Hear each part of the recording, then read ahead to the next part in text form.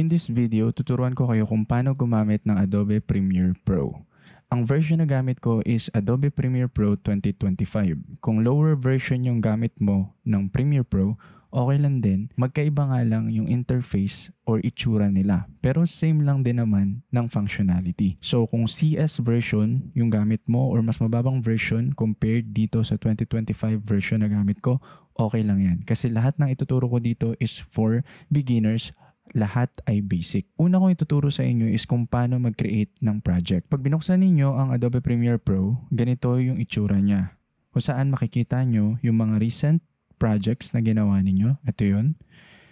Pwede kayong mag-open ng project kung alam nyo yung destination folder. And of course, pwede kayong mag-create ng new project. So, click nyo tong button na to para makapag-create tayo ng project. Lalabas tong window na to kung saan papangalanan natin yung project natin. For this example, ang ilalagay ko dyan, Melvar Edits version 4. Pwede nyong baguhin yung location yan. Pwede kayong pumili dito.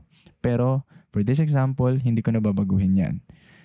Pag okay na kayo, naset nyo na yung location, nakapaglagay na kayo ng project name, click Create. Pag click ng Create, ganito yung magiging itsura. Mapapansin nyo dyan, ito na yung pangalan ng project natin. Ayan. Pag in-over nyo yung mouse, makikita nyo kung saan destination folder siya nakasave. Punta tayo dito sa Edit tab. Pag pinindot nyo yan, punta kayo dito sa Workspaces icon, click nyo yan. Make sure na nandito kayo sa Essentials Workspaces. Kasi paminsan nasa Editing Workspaces. Dapat nandito kayo sa Essentials Workspaces para masundan nyo ako. Sa Essential Workspaces, from the name itself, lahat ng mga essentials panel na kailangan natin for editing ay makikita natin. Just like project panel. Ang tawag dito sa panel na to ay project panel. Diyan tayo makakapag-import ng files. Diyan natin mailalagay lahat ng files. Diyan natin may organize lahat ng files natin. Makikita din natin dyan yung effect panels, graphic templates, frame IO, libraries, etc. Another one is we have source panel. Sa source panel, dito natin ma-view lahat ng mga clips or files na in-import natin from project panel. So pag dinouble click natin yon, makikita natin dito siya. Sa timeline panels naman, kapag na-view na natin dito sa source panel yung file natin, pwede natin yung i-drag dito sa timeline. Sa timeline, dyan nakalagay yung pagkakasunod-sunod ng mga ini-edit nating clip. Ito naman yung tools panel. Diyan nakalagay yung mga tools natin para gamitin dito sa mga clip na nakalagay sa timeline. Kagaya ng text tool para makapaglagay ng text. Selection tool para maselect natin yung file. Razor tool para makat natin yung files. Ito naman yung properties panel. Sa properties panel, dito makikita natin yung properties ng file na nilagay natin dito sa timeline. For example, naglagay tayo ng text. Pag naglagay ka dyan ng text, pwede kang pumunta dito sa properties para mabago mo yung properties ng text. Such as the font style, font size, colors, spaces, etc. Diyan makikita din natin sa effect controls. Sa effect controls, dito makikita natin if ever na mag-select tayo dito ng files natin, for example, video, pwede nating baguhin ang kanyang scale or laki. Pwede ring i-rotate. Pwede ring i-adjust to left, adjust to right, etc. Mamaya makikita nyo yan. We also have lumetri color. Si lumetri color naman, dito tayo makakapagbago ng color, etc. And then essential sound, dito natin mababago yung ating sound. Text panel para if ever na mag-create tayo ng, for example, transcript, captions, or even graphics. Pwede rin tayong makapag-choose dito ng mga pre-installed na graphics from Adobe. And of course, we have here audio panel. Diyan natin makikita kung gaano kalakas yung audio ng files natin. So basically, yun lang yung mga panels, essential panels na kailangan alam nyo sa paggamit ng Adobe Premiere Pro. Etong mga panels na to, pwede natin yang i-resize. Kasi may mga times na kapag nag-edit tayo, kailangan nating i-resize yung mga panels. For example, this one, yung timeline panel, kailangan lakihan ko siya. Or even etong properties panel, kailangan medyo malaki siya ng konti. And if ever na gusto mong ibalik sa original default na sizes yung mga panels natin, possible yon. So, para mabalik siya, click nyo lang tong window sa taas. click nyo tong workspaces. Then, click reset to save layout. Ayan, babalik na siya sa original sizes niya. Next ko naman ituturo sa inyo is kung paano mag-import ng file. Marami tayong ways or methods para makapag-import ng files dito sa Premiere Pro. Yung pinaka-basic na pag-i-import is using this box. Pwede mong i-double click kahit saang part na yan or even this part para makapag-import ka. So, for example, this part, i-click mo. Or, this empty part na nandito, double click mo. Ayan. So, mag-open yung File Explorer mo kung Windows gamit mo and itong Finder kapag MacBook ang gamit mo. So, hanapin natin yung files na gusto nating i-import. For example, this one. Click nyo lang. Then, import. Kung gusto nyo multiple files, pwede nyo i-highlight. For this example, isang file lang ang ilalagay ko. So, click ko yung file, then click import. Another method to import files is using File menu, then click import. Or using shortcut key, Control or Command I sa keyboard, or using drag and drop. Liitan lang natin yung Premiere Pro natin, open natin yung File Explorer sa Windows or yung Finder natin sa Mac. Select natin yung file na gusto nating i-import, then drag. So, by default, ang ating imported files ay naka-list view. Ayan, naka-list view siya. So, ang kagandahan sa list view, makikita natin yung pangalan ng file, yung kanyang frame rate din, makikita din natin. Sa list view, pwede mo ring pagsunod-sunod din yung mga files. For example, from A to Z or Z to A. Pwede mo ring baguhin yung view to icon view para medyo makita mo. And pwede mo ring i-hover yung mouse para ma-view mo yung or ma-preview mo yung video or yung files na in-import mo. Just like this. After mong ma-import yung file, i-double click mo lang yan para ma-view mo siya dito sa source panel. Ito yung sinasabi ko kanina. Ito yung function ng source panel. Yung mga in-import nating files dito, pag din-double click natin, mabuview natin dito sa source panel. So, pag na-view mo na yan sa source panel, dito, pwede mong i-scrub itong kulay blue na to para ma-preview mo yung files mo. Ayan. And dito, sa source panel, pwede ka nang mag-trim gamit tong mark in at saka mark out icon. So for example, this one, dito yung clip, starting ng clip na gusto mo i-import dito sa timeline, mark in mo lang. Click mo tong icon na to or use the shortcut key which is letter I sa keyboard. Click nyo yun. Then, scrub nyo ulit kung saan yung pinakadulo ng clip. For example, dito yung pinakadulo. Mark out or O sa keyboard. Ayan. So, nakikita nyo itong naka-highlight na to. Ayan yung file na mark in and the mark out natin. So, ibig sabihin, ito lang yung file na possible na malagay natin dito sa timeline. So, paano siya ilagay sa timeline natin?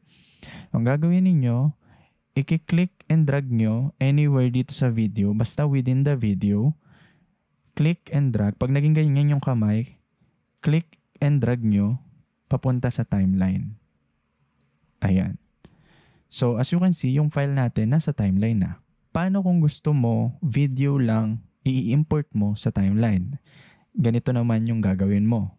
So, balik tayo dun sa files natin. Ito yung file natin. Gusto ko video lang yung ma-import dito. Ano yung gagawin ko? Nakikita nyo tong icon na to? Ayan. Nakalagay dyan, drag video only. Kapag yan yung kinlik and drag ko, papunta sa timeline, as you can see, video lang ang mailalagay ko. Make it sure na itong video na to ay nandito sa V1 ha. Kasi yung nasa baba A1, hindi nyo yung malalagay dyan. Sa V1 dapat. Ayan, V1, video lang. What if audio lang yung gusto kong i-drag? Pwede kong click and drag tong icon na to. Ayan, nakalagay drag audio only. And then, drag nyo dito sa baba. Ayan. Maganda na, for example, audio lang yung i-import mo. Balik tayo ulit din sa clip natin. Pwede nyo tong i-click. Itong drag audio only. Pag kinlik nyo, makikita nyo yung meter or wave ng ating audio. Pwede nyo gamitin tong slider na to para medyo mas malaki, mas makita natin maigi yung audio natin. Ang kagandahan nito, pwede nating For example, dito tayo nag-start magsalita sa part na to, mas malinaw nating or mas maganda nating makakrop yung ating clip. Kasi nakikita natin yung wave ng audio natin as you can see here. Ayan. Then, mark in tayo. Then, dito tayo for example, mark out. Then, for example, ito yung audio lang yung gusto kong i-drag pababa. Pwede na nating ma-drag. Maliit lang kasi maikli lang yung file. Ayun. Or kung gusto natin video, click natin tong video, drag natin doon. Or kung gusto natin both, ito yung mismong i-click natin pababa.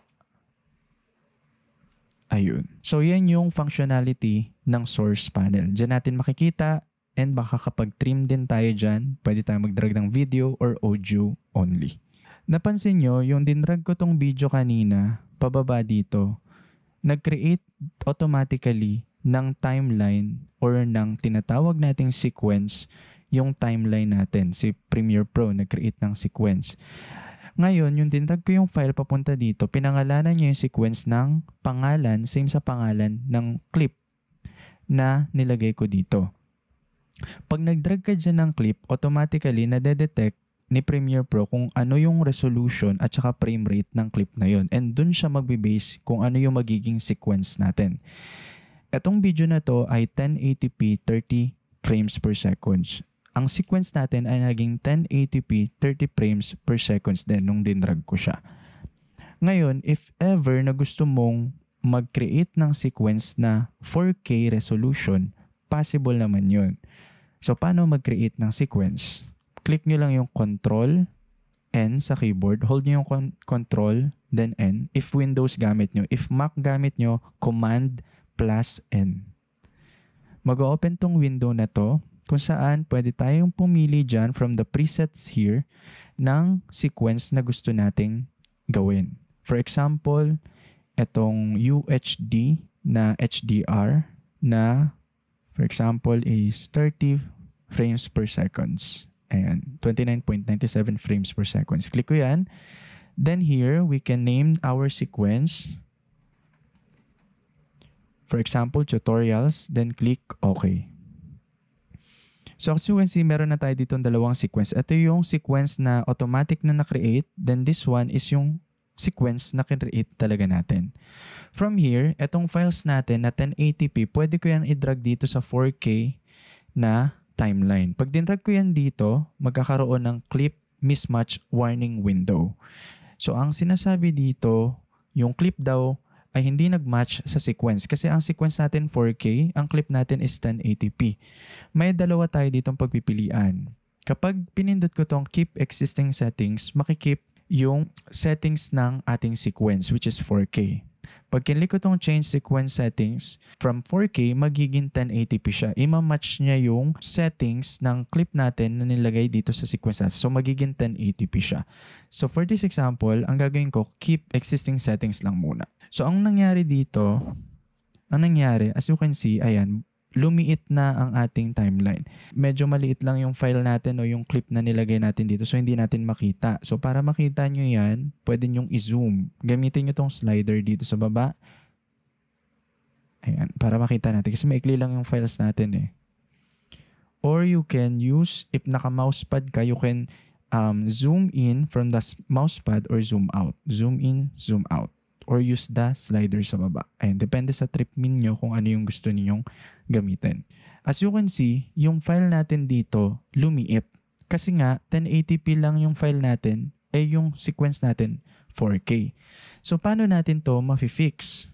Pwede nating i-right click, then click natin tong scale to frame size or fit to frame. For this example, pipiliin ko tong scale to frame size para mag-match yung clip ko doon sa sequence.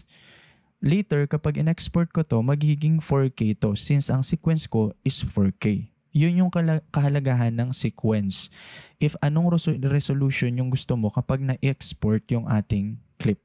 4K ba? 1080p pa? Or what not? So, etong clip na to, 1080p, pero ang ating sequence is 4K.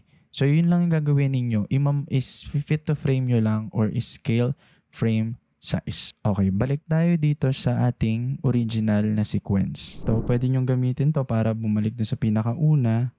Etong dulo, gagamitin para ma-zoom out and zoom in. Then, ito pwedeng gamitin para mag-slide tayo dito sa ating timeline. Etong ating mga clip ay naka-layer based. As you can see, may mga layering tayo dito. Ito yung video 1, video 2, video 3. We have here audio 1, audio 2, audio 3, pababa. If ever na patong-patong na yung clip mo, yung layer mo at hindi mo masyado makita, pwede mo rin yung i-zoom in. Para ma-zoom in yan, click and hold mo yung control, then plus sign. Para ma-zoom in natin yung track natin na V1 or kung ano man track yung gusto nyong i-zoom in. And then, hold mo naman yung control negative para mag-zoom out. Ayan. Sa Mac ninyo, command ang gagamitin. Command plus for zoom in, command negative for zoom out. Then, use this slider para ma-view natin yung ibang track, or you can use this one, yung dulo ng slider, to zoom in or out our track. Okay, ang kagandahan dito sa 2005 version ng Adobe, automatic nang nakikreate yung mga track. Hindi mo na kailangan mag-create. So halimbawa, maglalagay ako dun ng another track sa taas, automatic na siyang nakikreate. As you can see, hindi ko na kailangan mag-add ng track.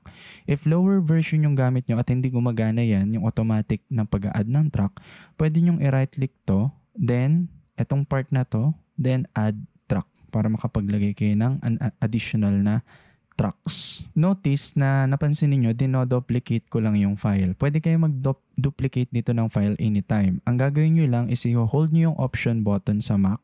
Pag hinold nyo yan, click and drag nyo yung file para ma-duplicate. So any files pwede nyong i-duplicate.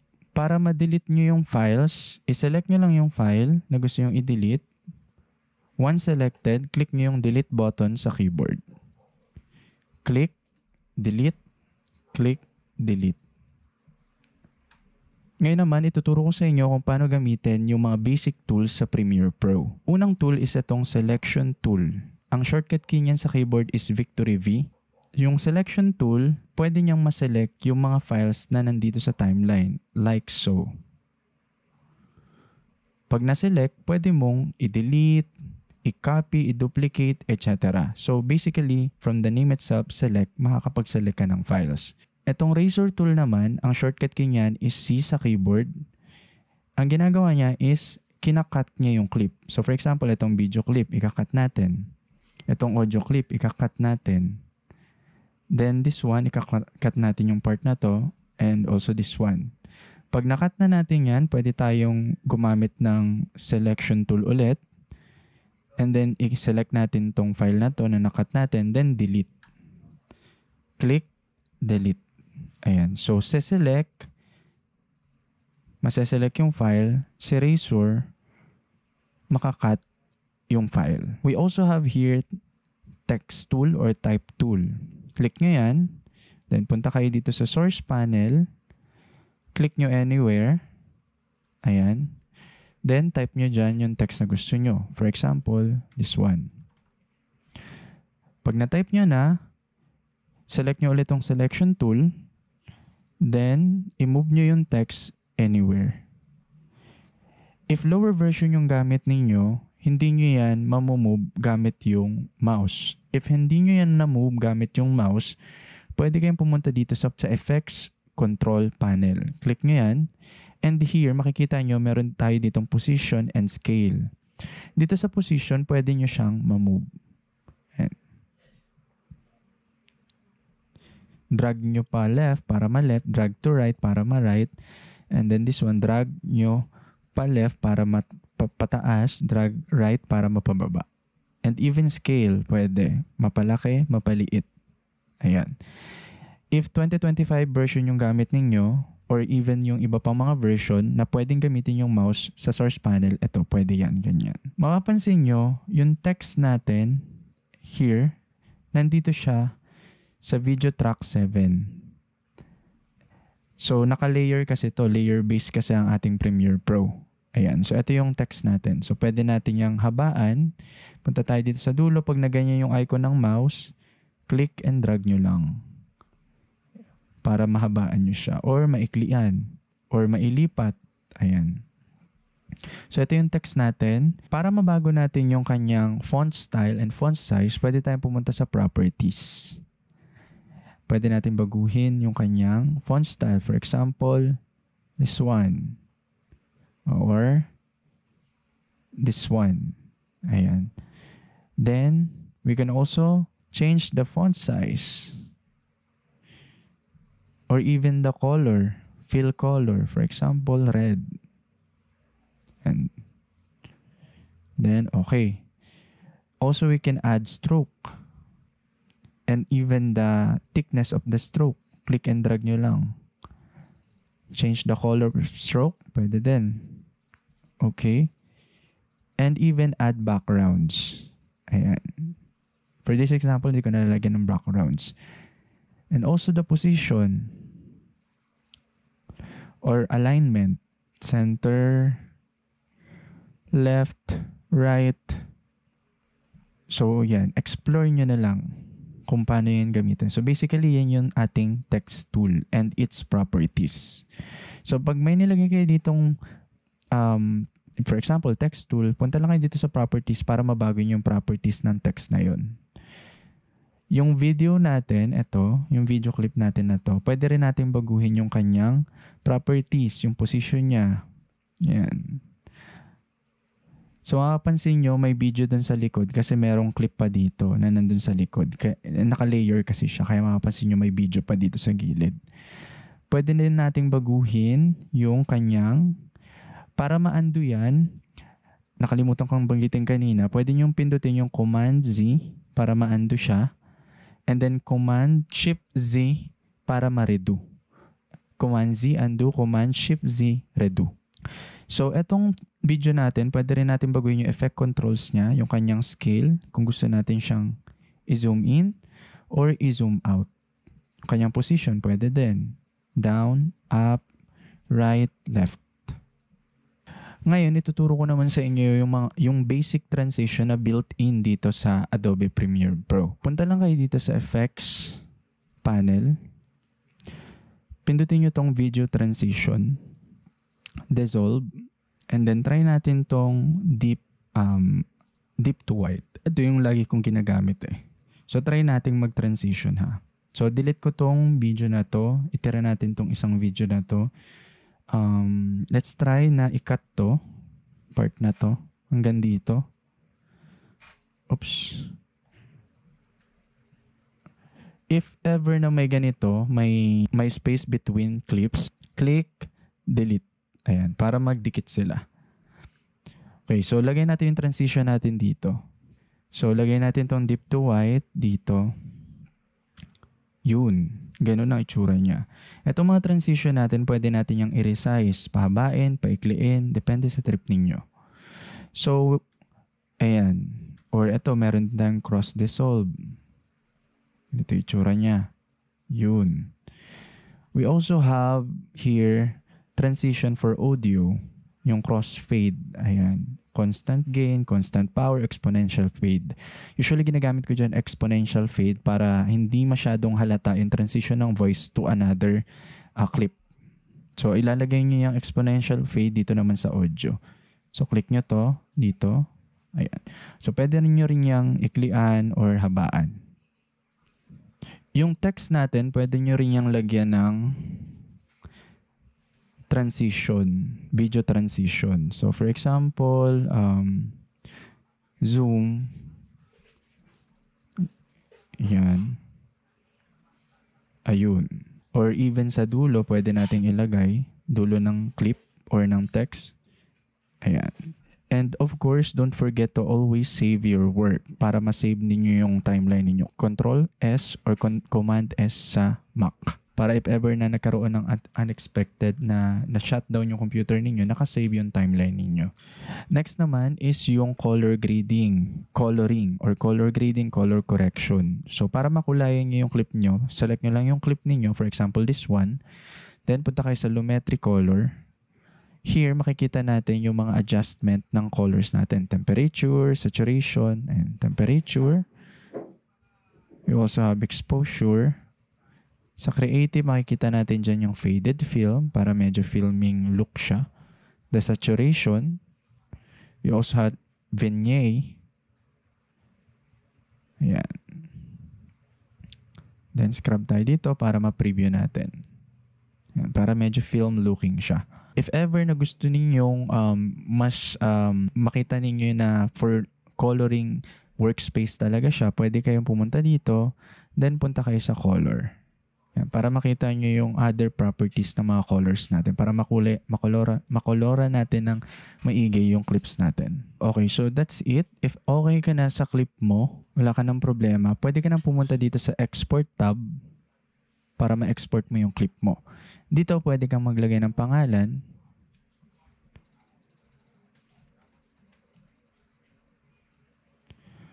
Then pwede kang mag-select ng location. So ang akin ay nakasave sa downloads.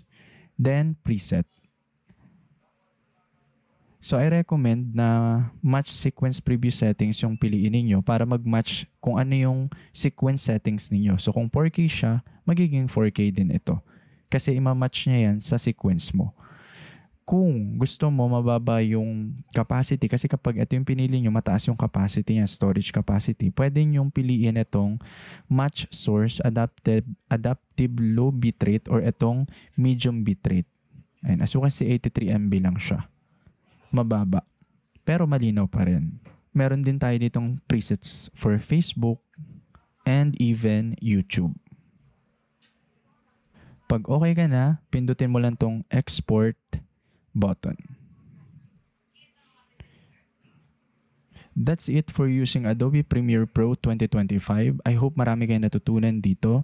And if you do, huwag niyong kalimutang mag-leave ng comments sa baba. I-like tong video na to at i-share sa mga kakilala ninyo na sa tingin ninyo kailangan tong matutunan. And of course, mag-comment din kayo dyan ng mga gusto nyong ipaturo pa sa akin about Premiere Pro, about Photoshop, or anything related to tech. And as always, God bless us all. Thank you for watching.